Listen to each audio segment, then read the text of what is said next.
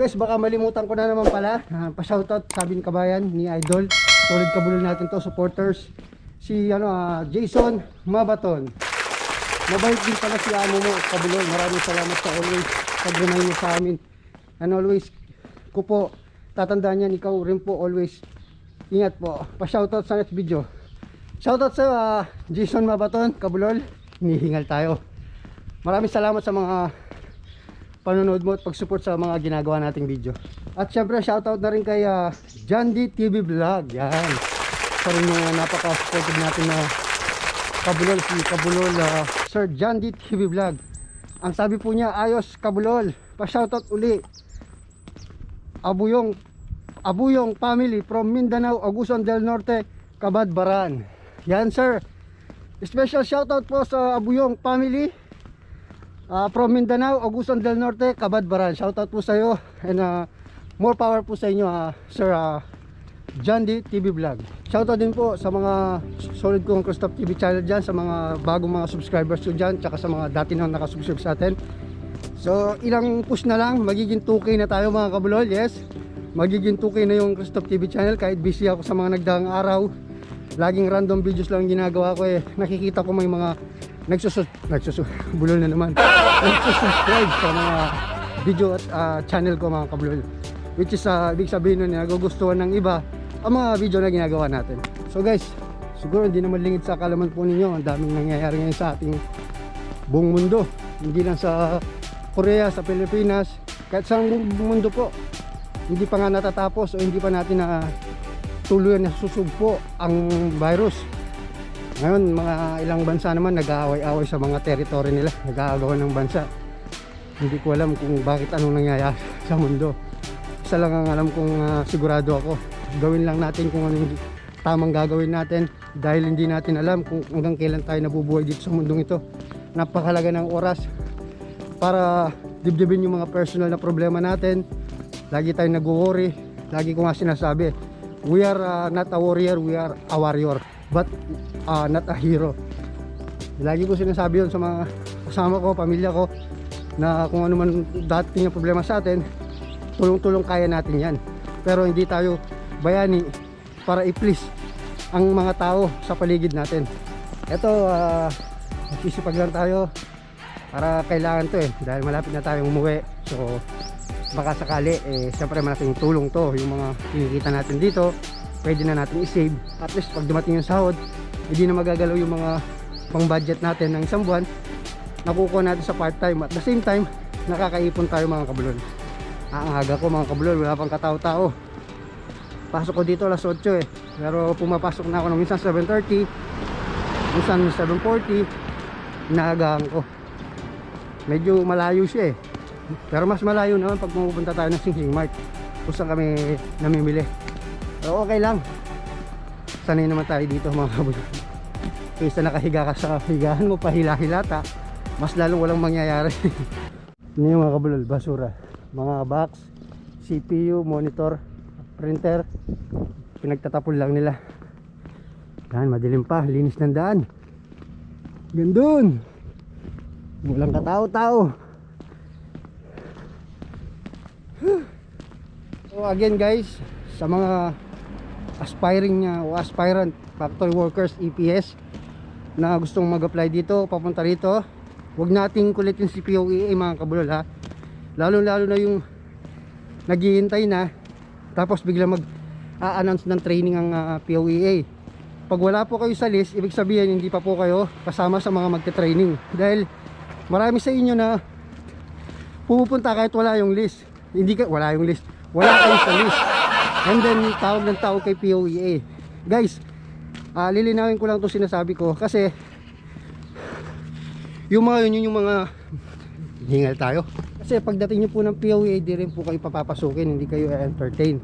So limit lang po yung pinapapasok nila para maiwasan na rin yung contamination, yung dikitan, yung crowded.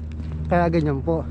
Huwag po kayong mag-alala, dahil ang HRD Korea continuous po yung mga sadyang nim na employer na pag-select ng mga manggagawa.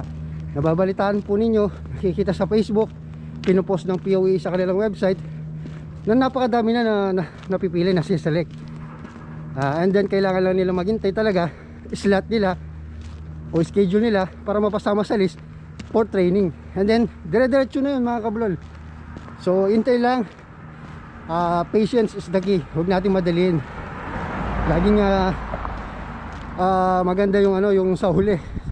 Laging sabi nga nila, di ba? Save the best for last. Mga kabulol, yan. Mamaya na lang. Hiningal na si kabulol. Malapit na tayo. Yung 7-Eleven doon, liliko tayo. And then after that, nandun na. Tingnan nyo naman mga kabulol kung paano hindi kaganda yung sa South Korea. Tingnan nyo yung scooter. Ginamit lang ng plastic, walang padlock, walang katao-tao. Pero walang nagtatangkang akutin pag gabi. Kasi tad-tad na CCTV camera bawat poste rito. Kahit iwan mo yung cellphone mo dyan, may kukuha man, mababalik at mababalik sa'yo. Kasi naranasan ko na yan. Tsaka yung wallet. Ipag din ni Adjo si mga kabulol.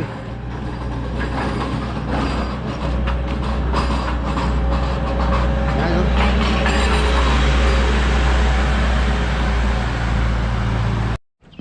Ito guys, nandito na tayo.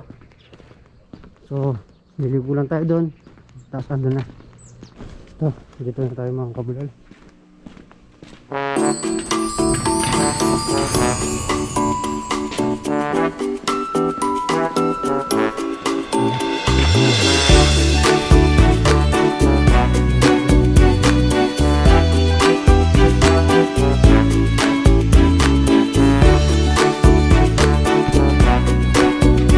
Saya Josie.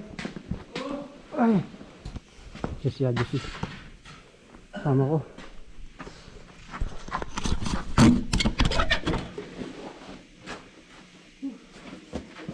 Two hours later.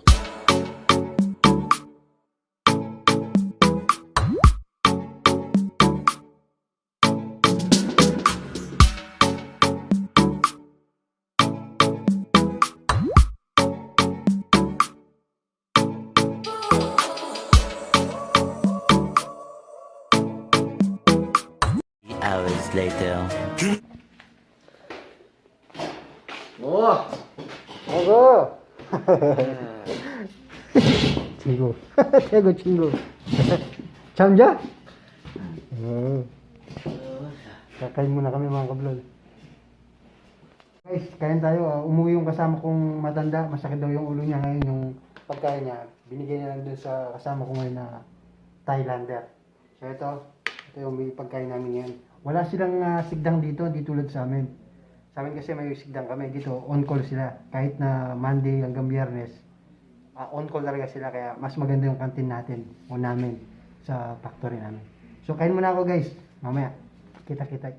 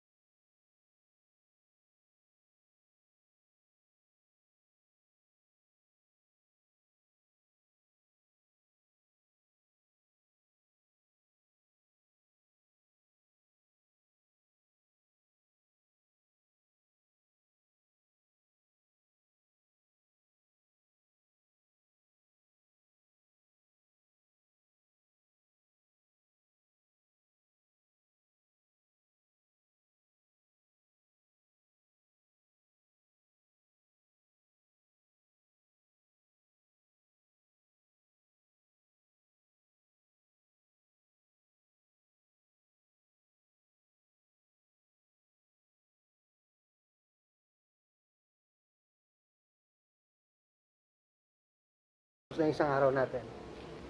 Napaalam na ako dito sa mga Thailander.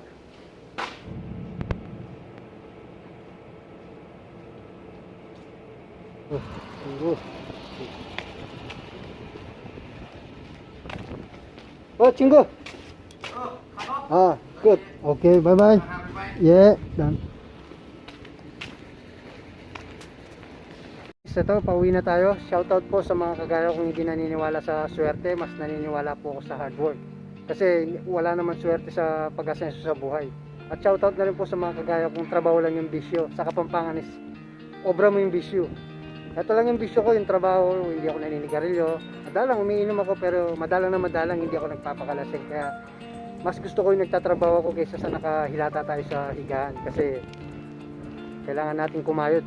Talagang gusto natin mabigyan ng magandang kinabukasan yung mga pamilya natin sa Pilipinas. Ang hirap ng buhay sa atin mga kabulol. Kaya ito yung realidad na gusto kong ipakita sa mga viewers ko na walang arte-arte at tunay at hindi puro kasinungalingan ang sinasabi. Kasi alam naman natin bilang isang OFW, malaki o mataas ang expectation sa atin ng mga pamilya natin sa Pilipinas. Hindi lang pamilya, pati mga kaibigan na rin. Mga kabulol, hanggang dito na lang. Puputulin ko na yung video natin to para madali ako makauwi kasi medyo malamig at may gagawin pa ako. So mga kabulol, maraming salamat sa mga patuloy na tumatangkilik at nakaka-appreciate ng mga ginagawa ko. Again, inuulit ko po sa mga kagaya kong shoutout po na breadwinner ng pamilya nila. Talagang ginagawa ang lahat para sa pamilya. Mas inuuna yung pangangailangan ng pamilya. Yung bang tipong kulang ang 7 araw sa isang linggo para sa pagtatrabaho. Kaya ito, kagaya ko, kulang ang 7 araw na pag part-time ko. May available na day o araw bukas papasukin ko rin kahit na part-time.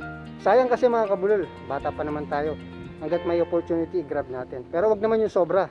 Yung kaya lang ng katawan natin. Lahat ng sobra, masama. So again mga kabulol, magkita-kita po tayo muli sa aking susunod na gagawing video. Shoutout to all kabulol dyan. At sa lahat ng mga bagong subscribers ko at luma. At sa mga hindi pa nakapag-subscribe, huwag na po kayong pagpatumpik-tumpik pa. Paki-hit na po yung bell button. I-like nyo rin at i-share. Siyempre huwag kalimutan ng subscribe button sa baba para ma-notify ko po kayo sa tuwing may bago tayong video na gagawin. Annyeonghaseyo, ito po muli si Christoph TV Channel, buhay abroad dito sa South Korea. Kita-kita tayo sa muling gagawing video. Bye-bye! Annyeonghaseyo! And on we'll go through the wastelands, through the